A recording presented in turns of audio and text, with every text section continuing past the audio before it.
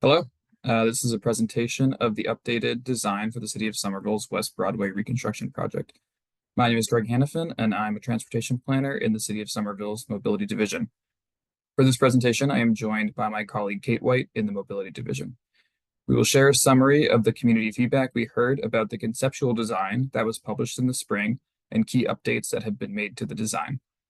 We also share opportunities for you to share your feedback on the updated design with us.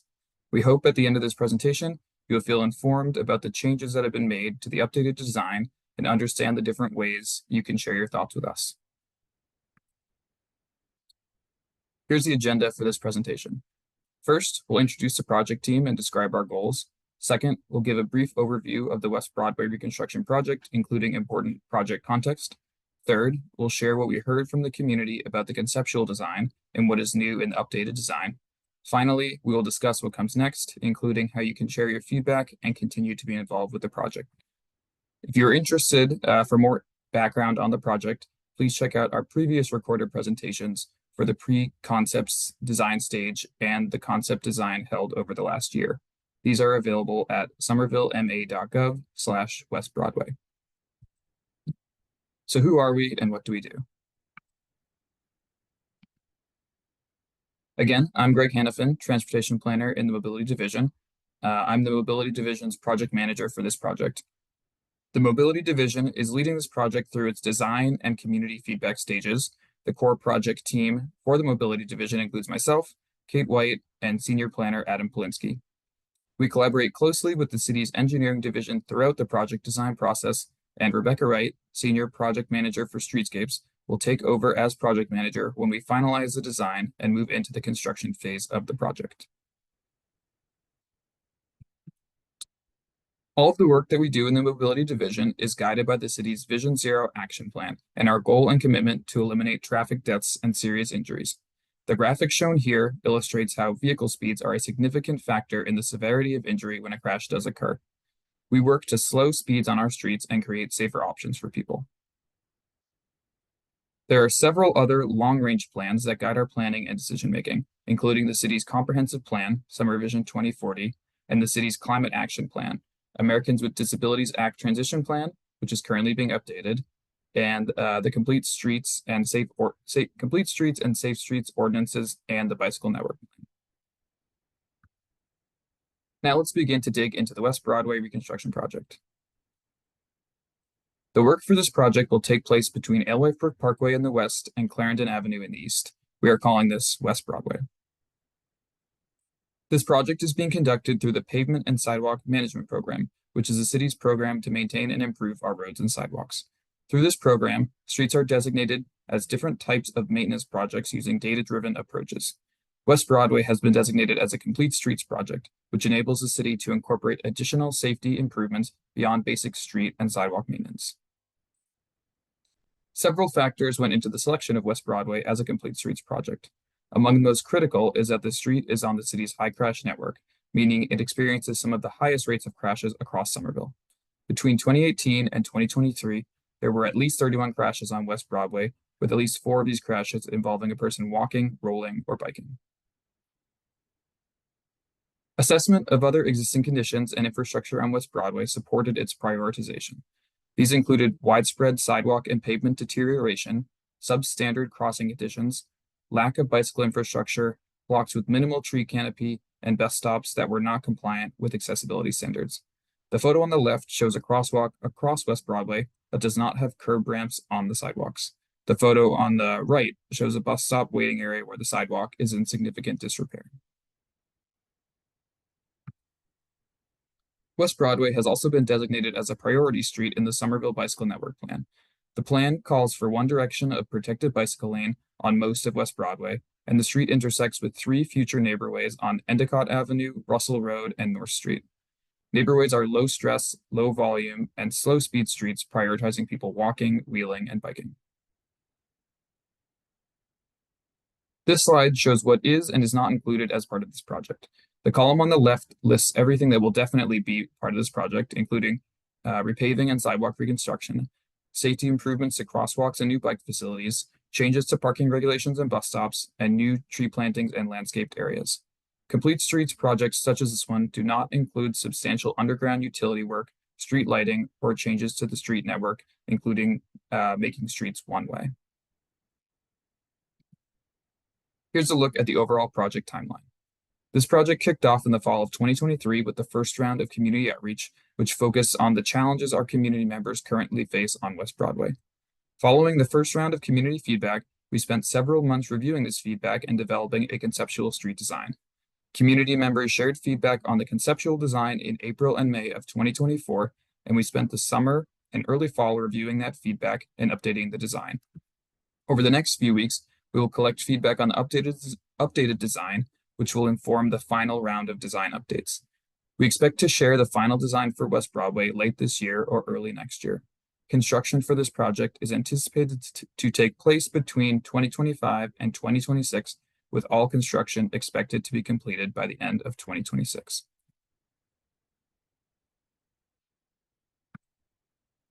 Next, I'll summarize the big picture design elements that guided the development of the West Broadway street redesign. Most of the big picture design elements have not changed from what we shared in the previous concept design release in April, but we have worked on refining the design and developing more of the details. Later in this presentation, we will discuss instances where design features have changed from the concept design. Throughout the street, we plan to shorten crossing distances, raise many crossings to sidewalk level, and add new crossings to connect the future neighborways that intersect with West Broadway. We plan to utilize rectangular rapid flashing beacons, or RRFBs, in select locations as an additional traffic calming tool. These are large crosswalk signs that have flashing yellow lights when push button activated. We are proposing to install protected bike lanes in both directions on West Broadway.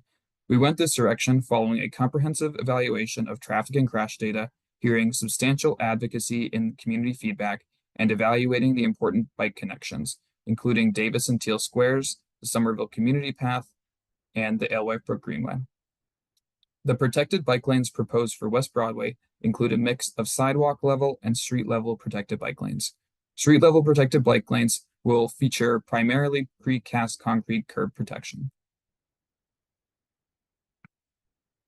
New in-lane floating bus stops will create larger bus waiting areas for new shelters and benches and create safer conditions by making bus stops accessible and reducing conflicts between buses and people biking and driving. We are also proposing to consolidate bus stops in 2 locations where stops are very close together. The design retains one side of on-street parking for the majority of West Broadway, prioritizing preservation of parking and loading near businesses. We plan to increase the number of handicap accessible parking spaces and modify some parking regulations in the project area to optimally balance different needs. I'll share more about this later in the presentation. Finally, in a number of locations along West Broadway, we plan to open up new spaces for street beautification and amenities. This includes things like new street trees, plantings, and trash and recycling bins. Kate will now give a summary of the feedback we heard through our community engagement in the spring, and will share what is new in the updated design for West Broadway. Thank you, Greg. So I'm going to share how we engaged community members earlier this year and what we learned in that outreach. Starting in early January, we visited one-on-one with small businesses along the street just to learn more about their business transportation operations, their employee travel patterns, and any delivery needs through a business survey and just one-on-one conversations. Taking this feedback and we worked to finalize the concept design. We launched our next phase of community engagement with an open house on April 13th, where community members joined us at the West Somerville Neighborhood School to learn about this design, explore the different concept options, and share their feedback with us. We followed this with a recorded presentation similar to what we're doing now, and published this to the project webpage. We hosted 2 virtual office hours, 1 street outreach pop-up at the intersection of Broadway and North Street, and attended some of our citywide community events like Carnival. We also hosted some in-person meetings at Clarendon Hill Towers and Weston Manor. We joined a community walk with the city's Pedestrian and Transit Advisory Committee and attended their monthly meeting along with attending the Somerville Bicycle Advisory Committee meetings. So throughout this effort, we also flyered homes in the project area, sent direct email updates to former meeting registrants, and shared updates in the Mobility Monthly newsletter and different city communication channels, really just help spread the word as widely as possible. All in all, we estimate that we connected with over 340 people in this outreach in the springtime. Now I'm going to dig into what we heard in this feedback. We heard a range of community feedback. I'm going to summarize them by theme, but if you're interested in learning more, we encourage you to check out the Concept Design Community Engagement Report, which is available on our project website, but this details everything that we collected, from specific comments to describing all the activities that we did. So in general, we heard substantial support for the direction of the concept design, with many being excited for the different safety improvements, some urging us to go further, and some asking us to maybe consider some other spots. We did hear some concerns about the loss of parking and potential impacts of congestion, which I will dig into a little bit more. Regarding transit, we heard support for more transit access and reliability. Some described how they would have loved to see bus lanes, but in the design, but recognize the street width constraints and support any safety improvements. Some really supported installing floating bus stops, while others kind of opposed constructing them as it narrows the street. Many people requested more benches and shelters to make waiting more comfortable, and we heard from residents who identified as visually impaired about their concerns about the bicycle facilities next to the bus stops. They voice having experienced conflicts with bikes while crossing and asked for designs to create more physical indicators around the areas where bus riders could come in conflict with people biking. And we're going to get into that a little bit about how that informed the design later.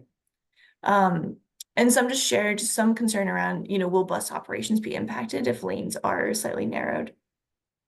Regarding traffic, many share their support for traffic calming, really to slow vehicle speeds, and request us even more efforts to go further where possible.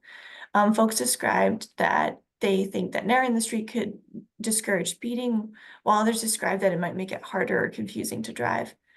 Some shared their concern regarding congestion and major vehicle turning areas, where we kind of heard this most at the prevalent left turn from Broadway onto Clarendon Avenue, causing congestion in Teal Square. And we just continued to hear from community members throughout this outreach phase about just any way to counteract aggressive driving and speeding behavior. Regarding biking, we heard strong support for protected bike lanes in both directions. We heard appreciation for using the bike network plan designation for that as a baseline for facilities and not just only going with that direction. But we did hear some opposition for using the street right away for bike facilities that reduce parking. Some suggested using different types of barriers for the bike lanes, including using more green space instead of maybe the precast concrete curbs, while others just kind of requested could more be considered for sidewalk level bike lanes. Some shared their support for bike left turn boxes at the neighborways, but asked if this could be considered at other higher use intersections, such as at North Street and kind of closer to Teal. Regarding the environment, we heard support for more trees, especially on blocks with few or no trees. We heard the desire for more planting areas, especially to support wildflowers, and desire for the inclusion of stormwater infrastructure to help manage flooding. Regarding crossings, we heard very strong support for raised crosswalks across Broadway and across side streets. Some advocated for more higher visibility pavement markings so that, people could better see the crosswalks. And some requested the inclusion of more of the rectangular rapid flashing beacons that Greg described. We continue to hear concerns about some of the intersections on the outskirts of the limit of the project, such as Teal Square and Lifeboat Parkway, and just frustration that it wasn't included in the project scope. And we just heard specific feedback around the crossing options that we had shared in the concept design, which we're going to dig into in the next section. And lastly, regarding parking, as we mentioned already, we heard some concerns about reducing the number of parking spaces, mainly on the impact to small businesses, where we heard from some that they share their concerns about parking access, both for customers and employees. So now I'm going to hand it back to Greg. I'm going to hand it back to Greg to give an overview of the updated design. As Kate mentioned, I'll now give a brief overview of the updated design. There are a couple of new elements that apply to the whole plan. First, this updated plan includes proposed parking regulations for West Broadway, and those regulations include 2-hour parking except by permit, metered parking, handicap accessible parking, and loading zones.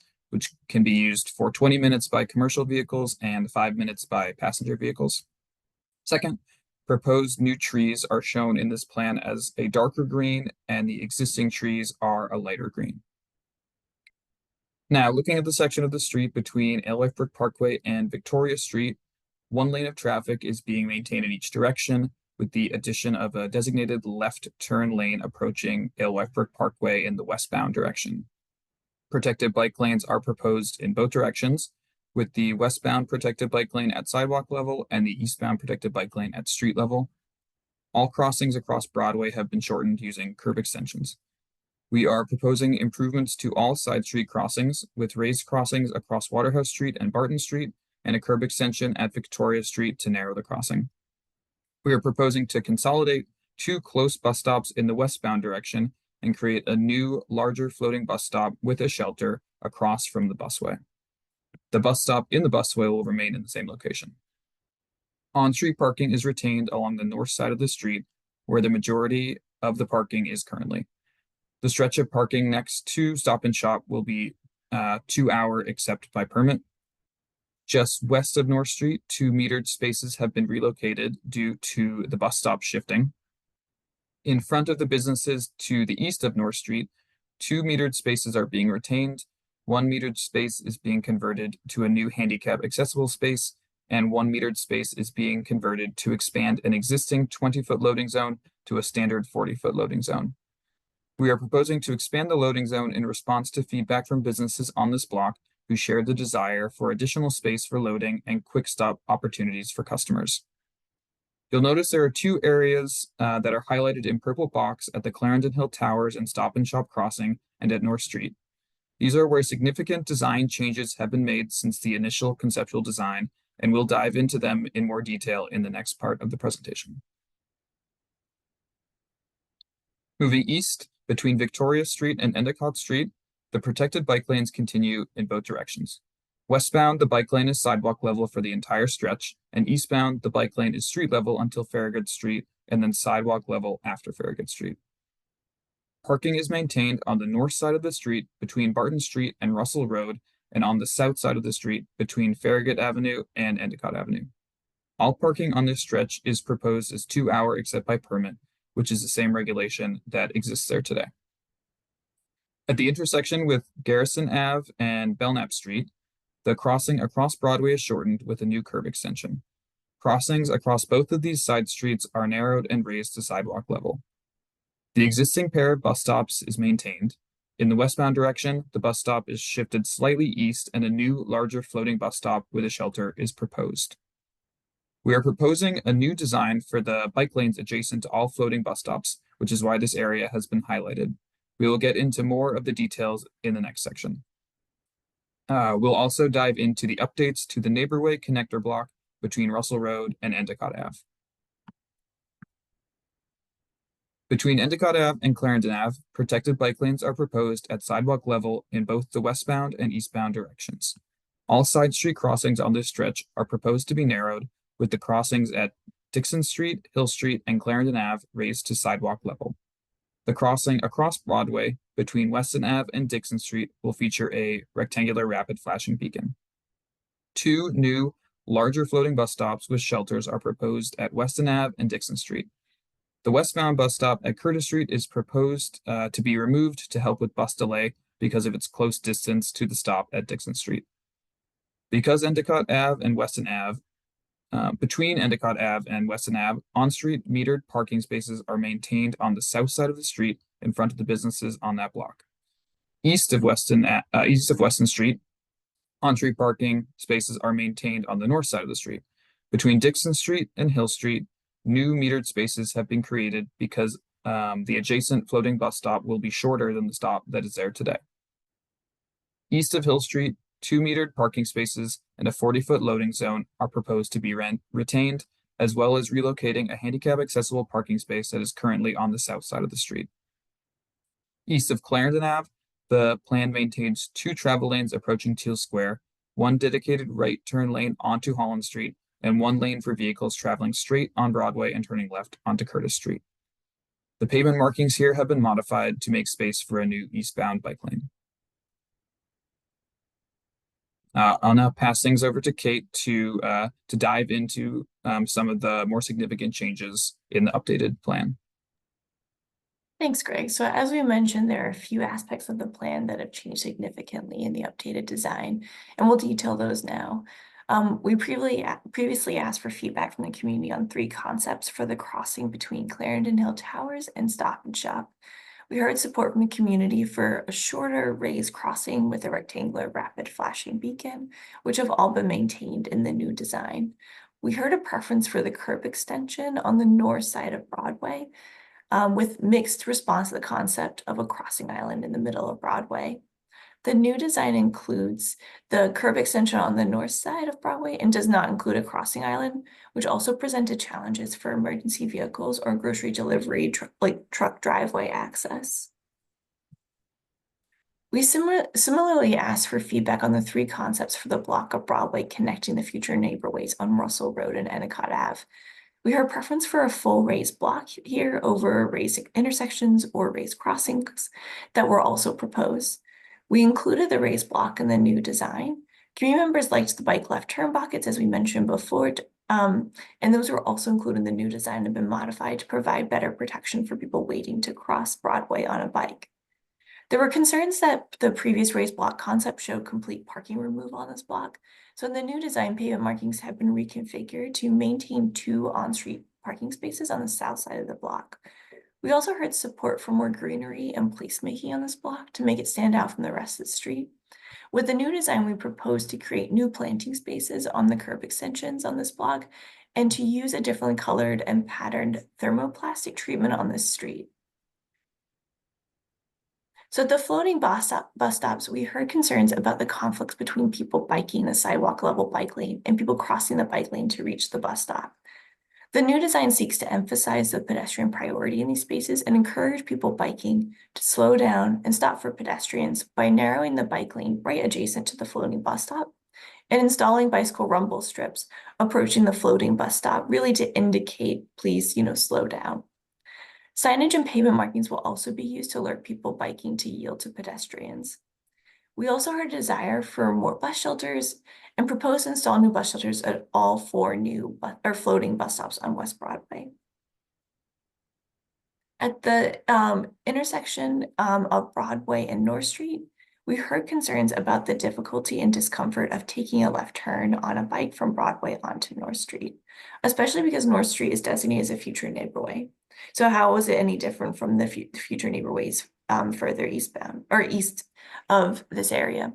So in the updated design, we proposed a new bike left turn pocket that allows people biking to take a 2-stage left turn onto North Street.